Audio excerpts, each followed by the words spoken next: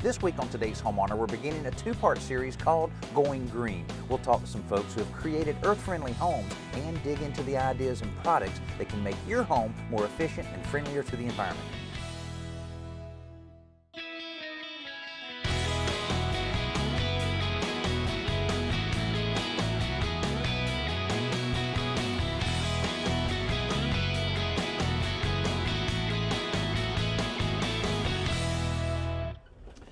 It used to be green was the word to describe the color of the trees or the grass, but now it's become a buzzword for all things environmentally friendly.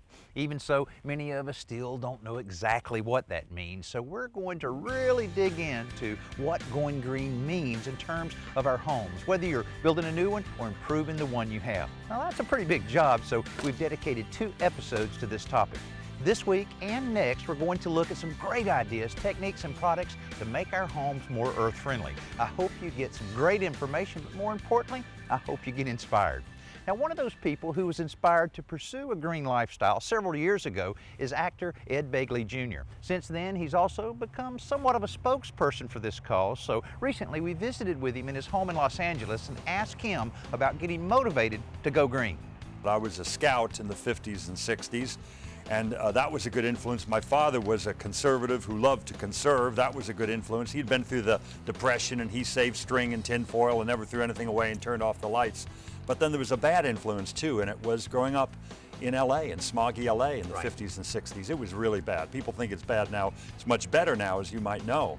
So I bought my first electric car in 1970. I started recycling in 1970. I started composting, buying all biodegradable soaps and detergents. I changed my diet. I became a vegetarian. And I learned quickly all that stuff not only was good for the environment, but it saved me money, and I like that. See that white picket fence? Yeah. I don't know if you touched it on the way in. It's not wood, it's recycled plastic. It's recycled milk jugs. Yeah. Oh, okay. Old milk jugs turned into fencing. And all the stuff I do, it's been good for the environment and good for my bottom line.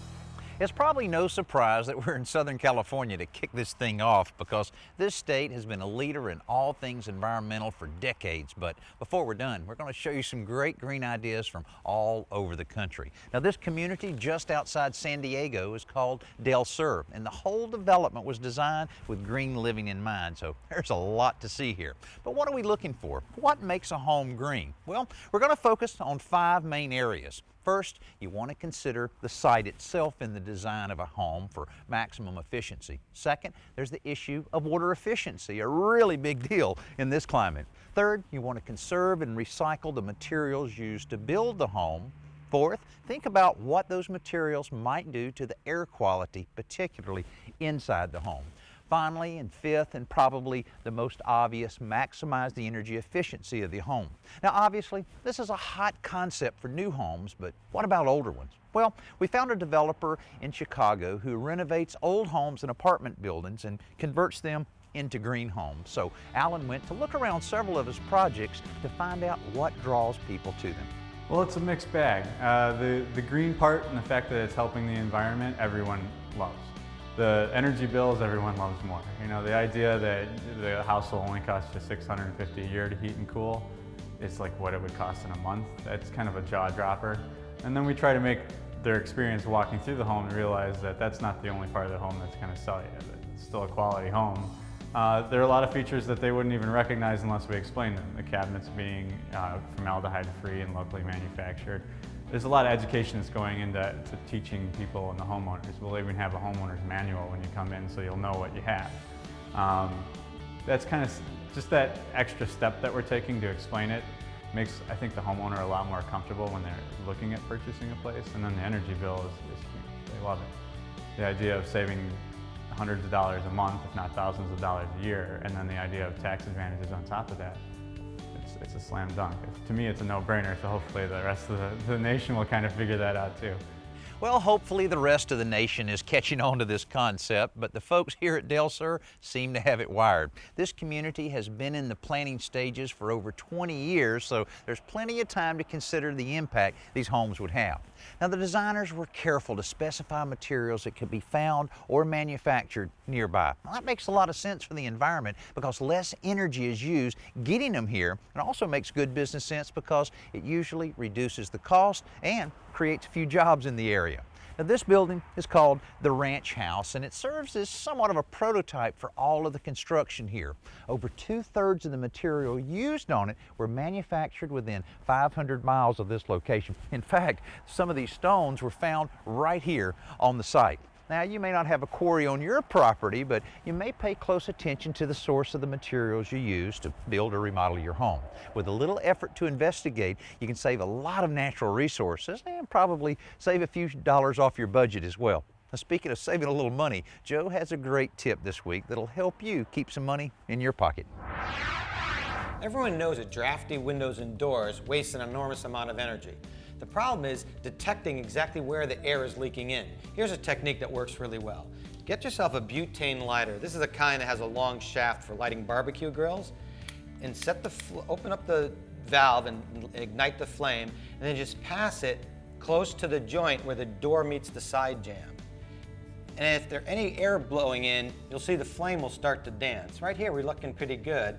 But you notice when we get down near the bottom, there's definitely a draft.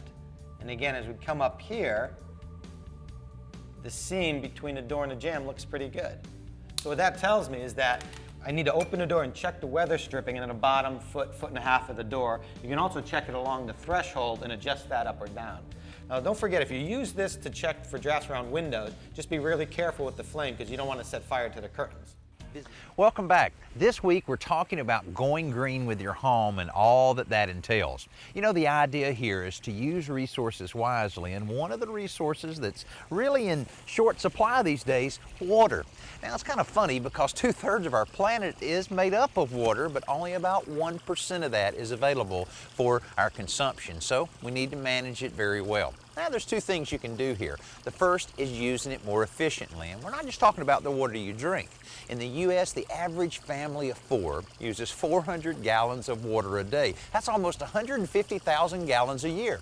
So while we were in Chicago, Alan and I checked out the Green Build Expo to ask some experts how homeowners can best save water. It's very easy to save water in the home. And you know, one of the ways that you can do that is just by replacing a toilet. A lot of homes today have 3.5 gallon toilets, and a toilet like this actually consumes 1 gallon.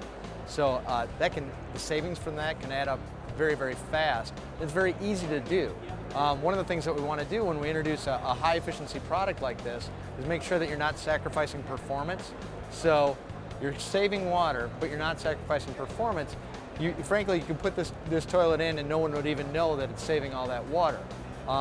In a typical household, again, if you've got a 3.5 gallon toilet in there, you can save 10,000 gallons of water per year. But there's other things you can do. You can replace your standard shower head with an eco shower head and save up to 30%. And again, what we want to do is make sure that you're not sacrificing your experience in the shower. Just because you're saving water, it doesn't mean that you don't want performance out of a shower head. So that's why we introduced an eco shower head that again saves 30% but doesn't sacrifice performance. The other thing you can do is you can put in low flow aerators into your kitchen and your bathroom faucets. And that's a great opportunity in that it's very easy to install. It's just a very simple little aerator, goes right into your faucet, and you can save 30% there. We made a very conscious decision to make it affordable for people to change out to water conserving fixtures. So you're not necessarily paying more to do that. And the savings that you recoup from less water, both in your water and your sewer bill, can more than pay for that. What Shane says is important because at the end of the day, you have to make changes to go green, and many of those changes cost money. So paybacks like the ones he described are important. He also mentioned tax credits, and that's another way to pay for these improvements because some states and municipalities offer tax credits when you upgrade to water-conserving toilets. The best way to find out if you qualify is to contact your local water utility. Now, another way to manage water is to protect the water supply. And that may seem like a bigger issue than you as an individual homeowner can tackle, but that's not entirely true. Our homes, driveways, sidewalks, even streets create a barrier in the natural cycle of water being absorbed back into the ground. That means that the normal groundwater supply is depleted, so there's less of it for us to use. One solution is to create surfaces that are stable enough to drive and to walk on, but will let rainwater pass through them. It's called pervious paving, and this is a great example. Rather than running off of this driveway, rainwater soaks into it and down into the soil below. Now, the payback for this kind of improvement is less obvious, but it can mean less money is spent on detention ponds, storm sewers, and other expensive infrastructures. So there's an economic advantage for the whole community. However, pervious pavement doesn't address roof runoff, but we found a system that did. What we're trying to do is reduce the runoff issues, which causes erosion and sedimentation of our rivers and streams, but then also be able to have an increased water supply for all kinds of uses. In residential, that can be potable, which means drinking water, or we can be using it for irrigation, flushing toilets, clothes washing, a variety of uses. How our system works is we're going to capture the water off your roof through your traditional downspouts and gutters, and then we're going to filter that water through one of our vortex filters before it enters the tank. That way we're not having sediment, which can carry bacteria, which can create algae in your tank. We're always going to have clean water. Ben also told us that one of these systems can pay for itself in 3 to 5 years. And think about the fact that after it's paid for, all of it is just money in your pocket. Now, we don't expect you to get rich going green, but it's certainly easier to help the environment when it also helps your household budget.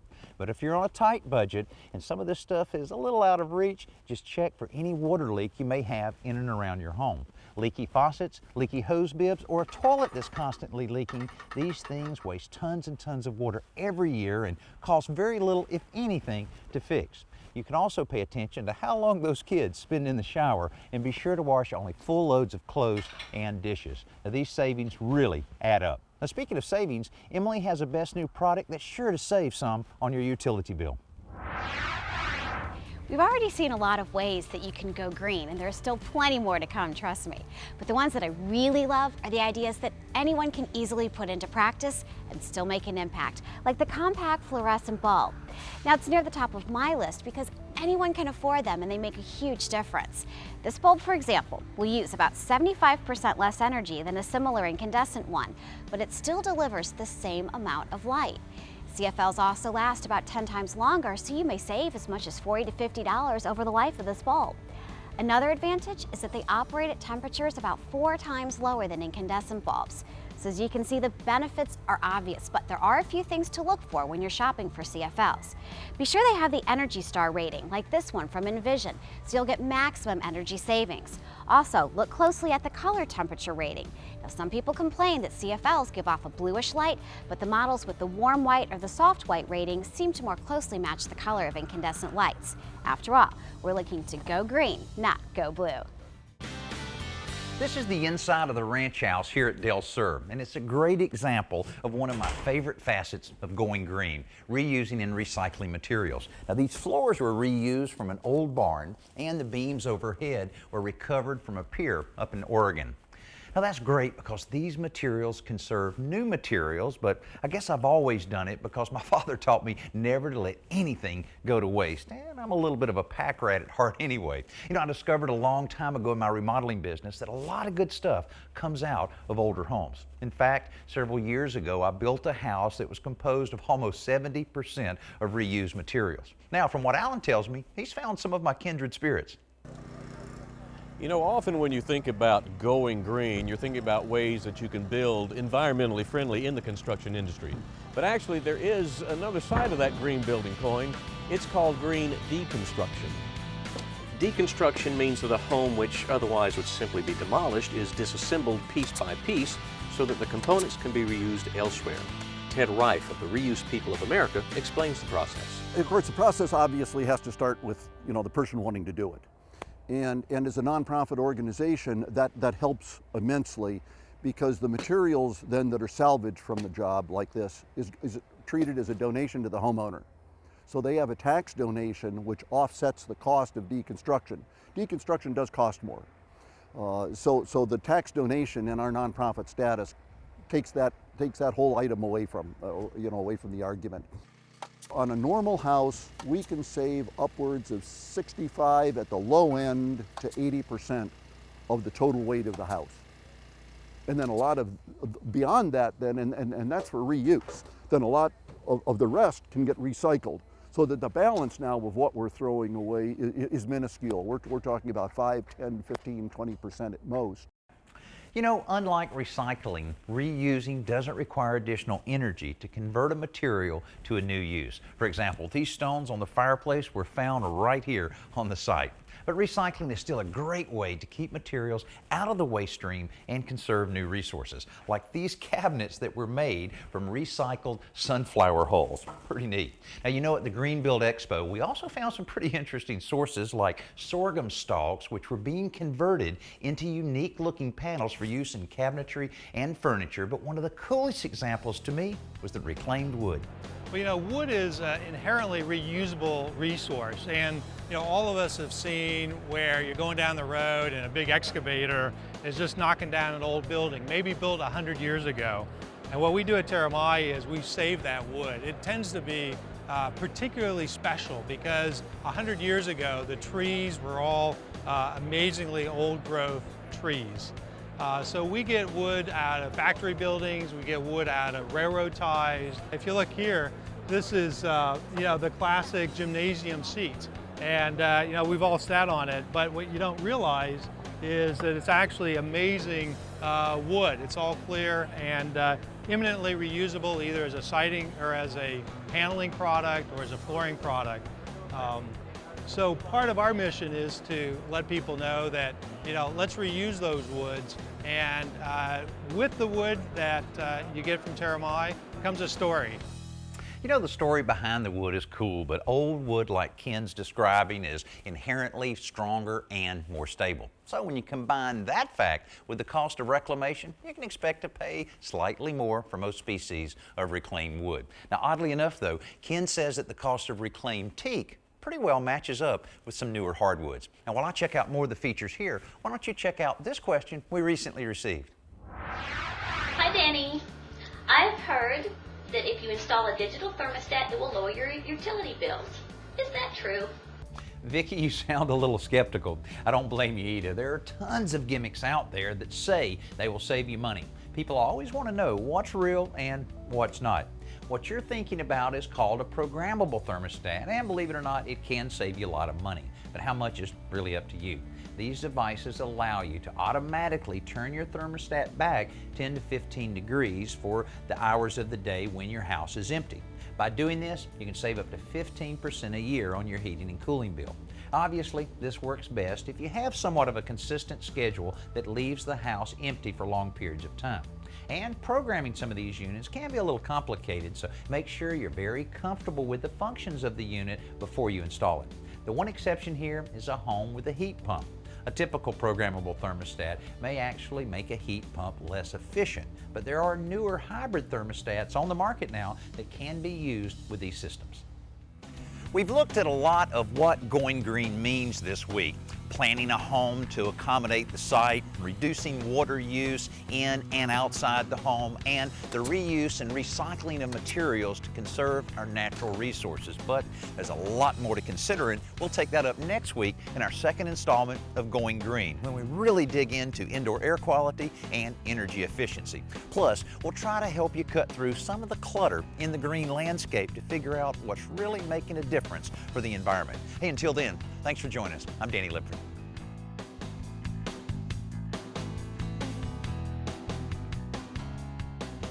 This special Going Green episode of today's Homeowner was made possible by our special partners, the makers of amazing Eco Glue, Kohler, Newtone, and Envision.